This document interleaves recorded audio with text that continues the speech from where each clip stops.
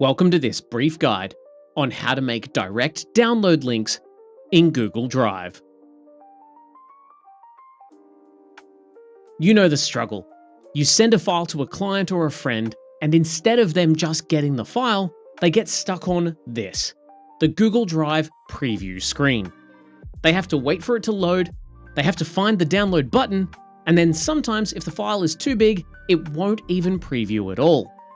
It's clunky, it's slow, and honestly, it's a little bit unprofessional. But there is a better way. Today, I'm going to show you how to create a direct download link. One click, and the file saves instantly to their computer. No previews, no waiting. And without waiting, let's dive in. Now, before we touch on any URLs, there is one golden rule that you cannot ignore. For a direct download link to work for anyone else, the file permissions must be set correctly.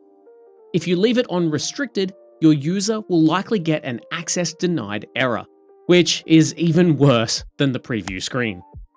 So right-click on your file, go to Share, and under General Access, make sure that this is set to anyone with the link.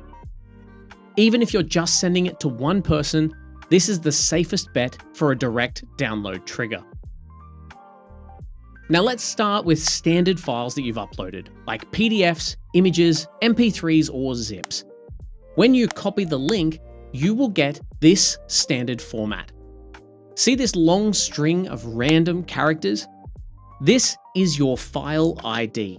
It is the unique fingerprint for your file.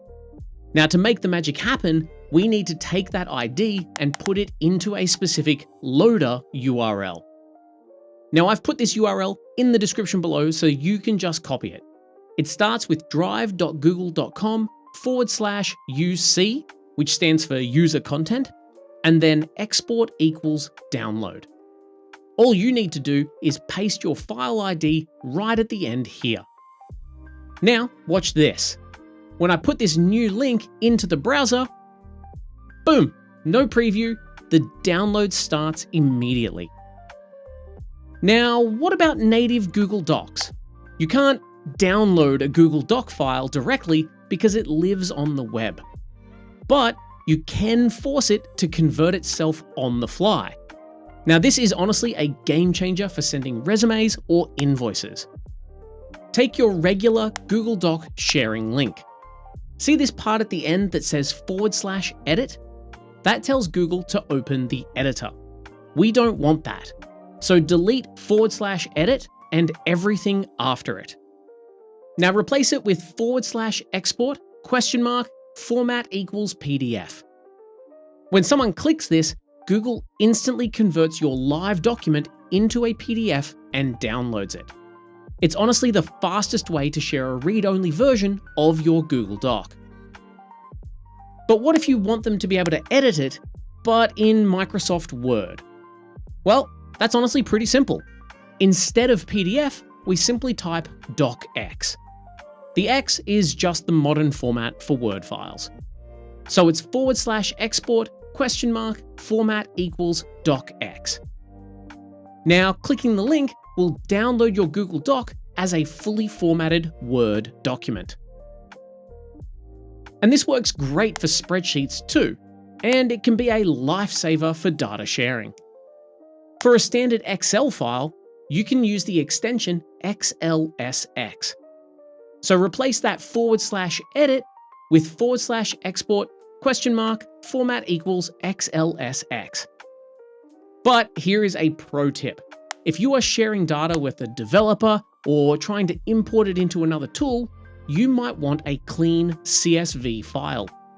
Just change that end part to /export, format equals CSV. It creates a direct data dump of the current sheet specifically, skipping all of the formatting fluff. Now finally, for all of my presenters out there, you can turn your Google Slides deck into a PowerPoint file instantly. The command here though is slightly different. It's just /export /pptx. So you'll note that there is no question mark or format equals part here, just /export /pptx. And of course, if you want to lock it down as a handout, you can use /export/PDF here as well. So there you have it. No more waiting for previews, no more confused clients, just clean, direct downloads. I've put all of these little code snippets in the description below so you can just copy and paste them. But one quick heads up here, if your file is massive, like over 100 megabytes, Google might still pause to show a cannot scan for viruses warning message. That is a security feature that unfortunately I can't bypass, but for everything else, this is the way to go. So go give it a try, and I'll catch you in my next video. Thanks for watching. If you'd like to see more content like this, be sure to check out the channel. And if you like what you see, don't forget to hit that subscribe button.